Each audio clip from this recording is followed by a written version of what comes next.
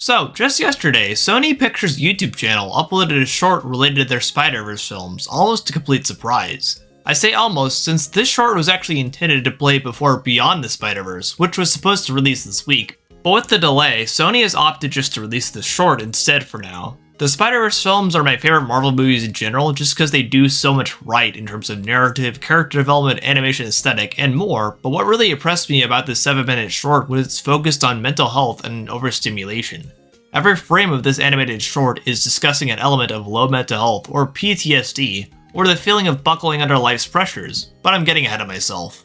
Since this is a very different type of media than I usually cover, being a 7-minute animated short as opposed to a full movie or TV series, I want to take a different approach with discussing this particular piece of media. I'm going to be going through each moment of the short, play by play, and discuss why this new short is such a brilliant depiction of mental health and does a better job than a lot of live action media. So the short starts off with Miles Morales returning home after what we can assume is a long day of being Spider-Man, feeling dejected and reflecting on his struggles as a hero for New York and also his struggles in school.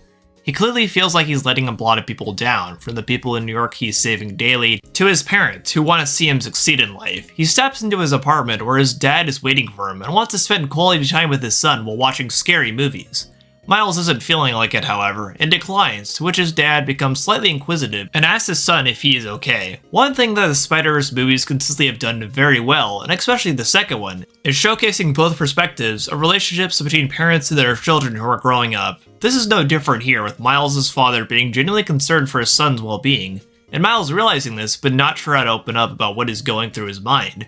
It's an incredibly real thing, and the two movies and this short expertly show both sides of it. Miles tells his dad he's alright and goes to his room. Yo, Miles, come on, don't be slamming my door, man. Yeah, sorry, Dad. So clearly he's not alright. Miles begins to hyperventilate while looking over his desk, when suddenly his spider sense alerts him to something behind him. He rapidly turns around, but there's nothing there. He decides to sit near his window and listen to music instead, but the same thoughts he had on the way back to his apartment come flooding back. His parents want him to be better. New York wants him to be better. He feels he has to be better and he can't escape these thoughts. He decides to just try and sleep off these thoughts, but goes to his bed to turn in for the night. He starts to doze off, but his spider sense almost immediately kicks in again. He's not sure what caused it to trigger until...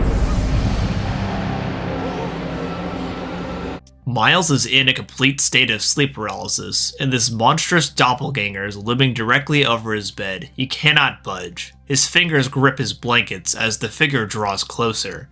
This is a strikingly accurate example of sleep paralysis. While it is often brief, usually occurring when someone is just waking up or going into REM sleep, it doesn't change the fact it is a terrifying experience. The figure plunges into Miles and thrusts him through his bed into an empty abyss below, where he lands in an eerie, dark subway train. The figure appears once again, and Miles attempts to fight back, but to no avail. This demon will not leave him be. It transforms into a giant spider, representative of his greatest fears as Spider-Man. He doesn't want to be seen as a freak. He doesn't want to let people around him down. He doesn't want people to misinterpret the good he does for others. And this spider is in the way of all of it. Hundreds of tiny spiders engulf Miles, just as his own intrusive thoughts have been engulfing him and making him doubt himself. And then, all of a sudden, it all stops. The noise is gone. The spiders are gone. Miles is left alone, hanging from the ceiling of his room. He pauses to make sure he is truly safe, then immediately goes down the stairs. He knows what he has to do. He approaches his dad. Can we get some air? Of course we can, yeah. Grab your jacket. I just got so much on my mind, you know? And so, Miles is able to let those inner demons and intrusive thoughts out in a healthy manner and work through them with someone he trusts. As stated before, I wasn't expecting a Spider-Verse short to appear, but also I wasn't expecting a Spider-Verse short to appear discussing mental health so overtly and so naturally. Things like this are very real for any person, neurodivergent and neurotypical alike. And I am really glad to see studios like Sony discussing something like this in their animated projects. To me, at this point, the Spider-Verse team could do no wrong, having 2 incredible films under their belt and 1 incredible short. I really hope this inspires other studios to dive into mental health topics more as well. It's something that deserves more awareness, and providing the ability for people to work through in a healthy manner. Hey, thanks for watching. If you liked this video, give it a like. If you didn't like it, give it a like anyway.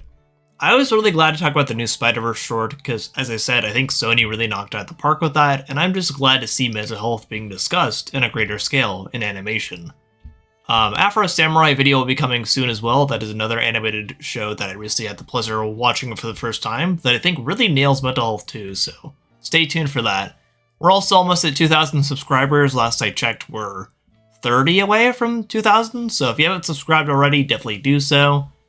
Like, share, do all the things that helps the algorithm with these videos. I'm a full-time content creator, so it helps me out a lot.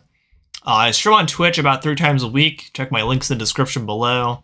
I'm on Twitter, Instagram, Blue Sky. All those socials are down below as well. But yeah, thanks y'all for the great support on these mental health videos. I'm glad they're really reaching people.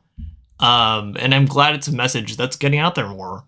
But for now, I've been Noah the Otter, and I'll see you on the Otter side. Bye!